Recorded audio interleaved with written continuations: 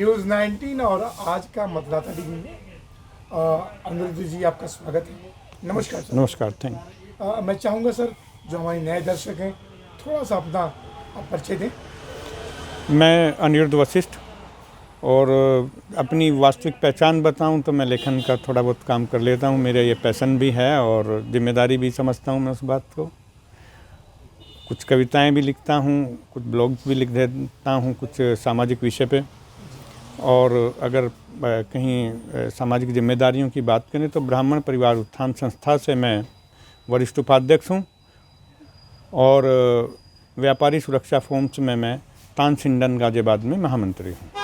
Sir, आपने बात की कि आप लेखक हैं, कवि हैं, तो जहाँ तक मुझे याद है संविधान के जो सबसे बड़े पद होते हैं संसद भवन में, चाहे वो अटल बिहारी वाजपेयी हों या और बहुत सारे लोग हों, वो भी एक कवि के रूप में ही थे। मैं चाहूँगा सर, जो हमारा जो पहली वार्ता प्रारंभ हो, कुछ ऐसी पंक्तियाँ बोलें जो वर्तमान समय में बिल्कुल सटीक बैठती हो, जिससे कि लोगों को लगे कि एक अच्छे कवि से उनका परिचय हो गया।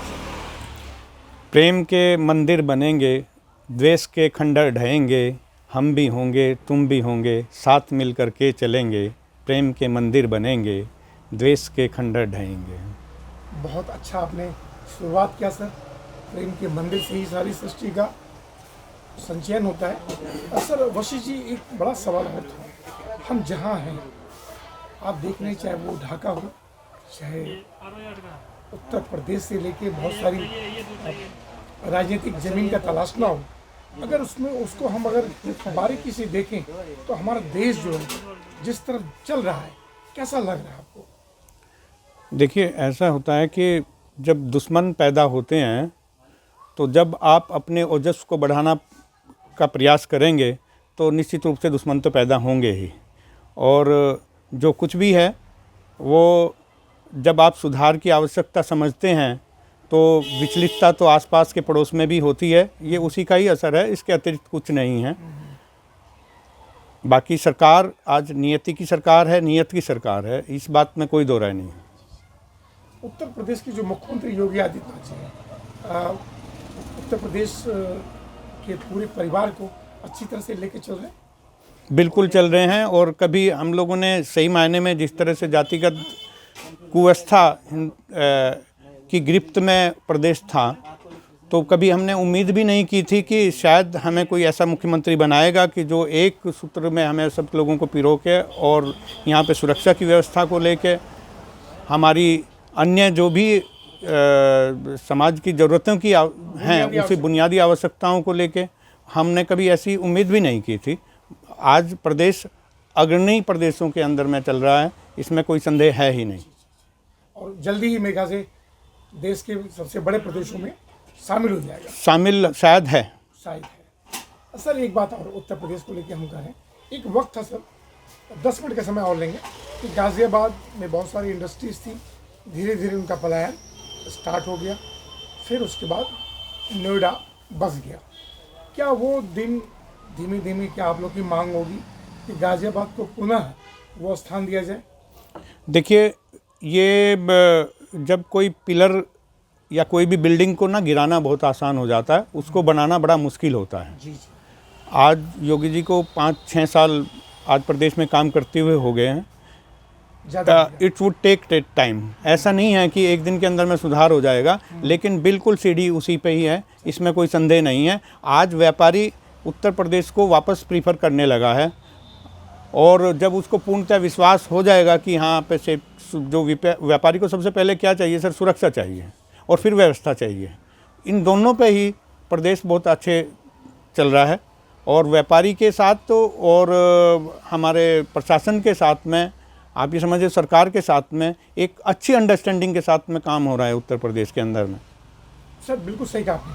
बस मैं चाह रहा था गाज़ियाबाद की औद्योगिक पहचान दोबारा बननी चाहिए। बिल्कुल बनेगी और बननी भी चाहिए और निरंतर हम लोग भी इस बारे में जो भी होगा, हम व्यापारी प्रतिनिधि होने के नाते जहाँ पे भी किसी भी स्टेज पे अगर कोई इस बात को रखने की आवश्यकता पड़ेगी तो बिल्कुल रखेंगे। क्योंकि जो बड़ी मल्टीनेशनल कंपनियाँ होती हैं, अगर 10-15 यहाँ आ जाएँ तो गाज़ियाबाद उस रास्ते पे आ जाएगा। सर एक अंतिम सवाल सर, जो देश के प्रधानमंत्री नरेंद्र मोदी जी हैं, जीडीपी के बारे में ज़्यादा मैं थोड़ा सा एक तरह से मतलब लगता है कि हम निचले पायदान पे हैं। क्या लग रहा है, विकसित राष्ट्र हम बन पाएंगे? देखिए, विकसित राष्ट्र आप अगर इस बात की सच्चाई से आप जानें तो यह ना तो किसी प्रधानमंत्री की जिम्मेदारी है, ना और किसी नेता की जिम्मेदारी है। जनता की भी जिम्मेदारी शायद उसमें बहुत अधिक बनती है। बिल्कुल सही। और जब अनुशासन में तो जनता को ही आना पड़ेगा। हाँ, ये ज़रूरी है एक महत्वाकांक्षी प्रधानमंत्री जो एक कमिटमेंट रखते हों, एक नियति रखते हों, वो हमें मिले हैं, ये सौभाग्य की बात है। पूरे विश्व में सर भारत जो है बहुत शक्तिशाली देश के रूप में जाना जाता है, इससे तो आप सहमत होंगे? बिल्कुल, एक पहचान बनी है हमारी। आज हम विश्व के अखबारों के अंदर में अग्रणी पेज पर हमने अपना स्थान बना लिया गया है। कोई भी हमें नकार नहीं सकता। आज की डेट में अगर जिस समय पे ट्रंप सरकार आती है तो सबसे पहले भारत का नाम लेते हैं।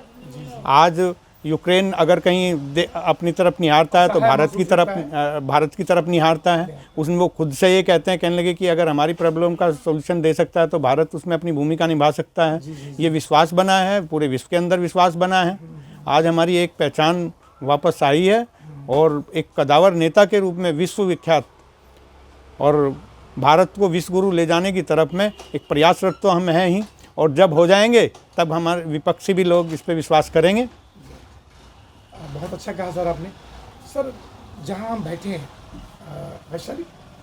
वैशाली, वसुंधरा और ये इंदिरापुरम, ये ट्रांस इंडियन का एक बहुत बड़ा क्षेत्र है। कुछ बुनियादी आवश्यकताएं जो है मांग करना चाहेंगे गाजियाबाद प्रशासन से? देखिए, जो बुनियादी आवश्यकताएं तो देखो सर यही है कि यहाँ पर व्यापार के लिए जो भी चीज़ें हैं उसको बढ़ाने के लिए, क्योंकि मैं तो व्यापारिक प्रतिनिधि हूँ और उसी के लिए बात कर सकता हूँ। और चाहे शासन से और प्रशासन से सुरक्षा मिली है, लेकिन 100% तो कभी नहीं होती है। और हमारी तो कोशिश यही रहेगी कि भाई हम अपनी मांग को, किसी भी तरह की व्यापारी को कोई भी उत्पीड़न है, यहाँ पे कोई दिक्कत है, वो चाहे प्रशासनिक हो, चाहे वो कहीं पे किसी तरह से कोई मतलब जो है ना किसी बाहुबली के द्वारा हो या किसी भी तरह का, भाई वो ना हो। हालांकि बहुत बड़ा अंतर है, लेकिन कंप्लीट कभी नहीं होता। मतलब जो ट्रांस इंडियन एरिया है सर, चाहे वो जैसे कि सुनील शर्मा जी यहाँ के विधायक हैं, और जो मेन गाजियाबाद है, जो हमारा नगर निगम है या जीडी है या आवास विकास है, इनसे कोई बड़ी मांग हो? नहीं, बड़ी मांग तो एक हमारी चली थी, पहले भी थी, मैं भी उस फोरम से जुड़ा हुआ था। यहाँ पे एक सरकारी अस्पताल की आवश्यकता है। सरकारी इंटर कॉलेज की आवश्यकता है, एक यूनिवर्सिटी डिमांड भी है। और हमने जानकारी ये ली थी कि वसुंधरा के अंदर ये ले आउट प्लान जो था, इसका बेसिक ले आउट प्लान था, उसके अंदर ये सब व्यवस्थाएं हमें दिखाई गई थी, तभी यहाँ पे ये बस्तियाँ बसी हैं। लेकिन वो नदारद हैं, होनी चाहिए, बिल्कुल होनी चाहिए। सर, अभी योगी जी ने अभी एक बहुत बड़ा एक आह्वान किया है कि शायद वसुंधरा में या इस तरफ जो है एम्स का एक जो है वो यूनिट जो है लग सकता है। बिल्कुल स्वागत योग्य है, स्वागत है, और हम उस समय का इंतजार करेंगे जिस दिन लगेंगे। वैसे जी, कल आपका एक बड़ा कार्यक्रम है, थोड़ा सा उसके बारे में बताएंगे? मैं एक संस्था है ब्राह्मण परिवार उत्थान संस्था, उससे जुड़ा हुआ हूँ। और ये संस्था हमारी 1998 से अनवरत कार्य कर रही है। संस्था कई रूप में करती है। ये नहीं है कि नाम जरूर ब्राह्मण परिवार उत्थान संस्था है, लेकिन कई कार्यक्रम हम बड़े समाज के लिए, हर वर्ग के लिए भी काम यहाँ पे करते हैं। बेसिक कल का जो हमारा कार्यक्रम है, जो यहाँ पर ब्राह्मणों के बच्चे अच्छे मार्क्स, उनको प्रोत्साहित करने के लिए अच्छे मार्क्स लेके उत्तीर्ण हुए हैं, तो एक हमारा कार्यक्रम होता है, ये 2010 से हमारा एक कार्यक्रम निरंतर चलता है। वो है पंडित मदन मोहन मालवीय शिक्षा प्रोत्साहन पुरस्कार समारोह। उन बच्चों को हम लोग स्टेज से यहाँ से सम्मानित करते हैं। साथ के साथ एक कार्यक्रम हमारा अभी 1 साल से जुड़ा है, जो तीसरा कार्यक्रम हो रहा है, विवाह योग्य युवक युवती परिचय सम्मेलन। आप समझते हैं आज की डेट में ये भी बड़ी एक पेरेंट्स हैं कि उनकी ये बड़ी ज़रूरत है कि वो उनको सही परिवार की तलाश में हर कोई रहता है, तो हम उसका भी एक आयोजन यहाँ पे करने जा रहे हैं। वो कल ही है, वो कल ही है, तकरीबन। और ये हमारा तीसरा कार्यक्रम है। तीसरा कार्यक्रम। तो सर अग्रिम रूप से हमारी टीम की तरफ से बहुत बहुत बधाई कि वो कार्यक्रम। बहुत धन्यवाद आपका, बहुत आभार आपका। सर लास्ट सवाल जी। 12 वर्षों के उपरांत इलाहाबाद प्रयागराज में महाकुंभ का आयोजन हो रहा है। योगी जी बहुत बड़े भव्य प्रारूप में उसको कर रहे हैं। तो जो सनातन परंपरा है, अब ब्राह्मण भी है, जो सनातन धर्म है, उसकी आस्था को मजबूत करने के लिए ये महाकुंभ का कितना बड़ा योगदान हुआ? लास्ट सवाल से। देखिएगा, मैं ब्राह्मण भी हूँ और पहली बात तो मैं सनातनी हूँ। आप सिर्फ ब्राह्मण की बात न कहें यहाँ पे आके, और हम सब लोग ये भी प्रयास साथ साथ मिल के करें कि बटेंगे तो कटेंगे, इसमें कोई संदेह नहीं है, इसमें कोई बुराई नहीं है। इस स्लोगन को लेके सनातन हमारी पहचान है, और ये युगों युगों से चलते हुए हमारे जो कुंभ मेला है, ये आज का नहीं है, ये पुरानी पहचान है हमारी, पूरे हिंदुस्तान की, विश्व भर के अंदर की पहचान है ये हमारी। आप ये तो हमारी बड़ी विडंबना थी कि कुछ ऐसे महोत्सव चलाए गए जिसमें डांसर को बुला के डांस कराए जाते थे। आज जो पैसा लगाया जा रहा है हमारी पहचान पे लगाया जा रहा है। और इसमें सर, इसके साथ साथ मैं एक बात और कहना चाह रहा हूँ कि आप सनातन को जो भी लोग विरोध कर रहे हैं, उसका विरोध आप किस बेस पे करते हैं? करोड़ों लोगों का वहाँ पे जमावड़ा होगा, करोड़ों लोग आएंगे गंगा के पुण्य प्राप्त करने के लिए। कितने लोगों को वहाँ पे रोजगार मिलेगा, और उन लोगों को और उन समादाओं को भी मिलेगा जो पत्थर मारते हैं हमारी शोभा यात्राओं पे। अगर आप आपके ही सनातनी नहीं हैं और सनातन का आपका इतना विरोध है, तो आप अपने उस रोजगार से भी हटिए।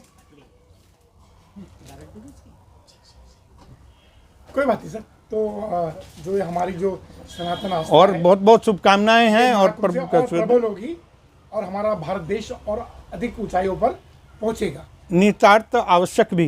जी जी जी सर, बहुत बहुत धन्यवाद। फिर किसी विषय पे हम आपसे बात करेंगे। नमस्कार सर। बहुत धन्यवाद आपका श्रीवास्तव जी, नमस्कार। बहुत धन्यवाद।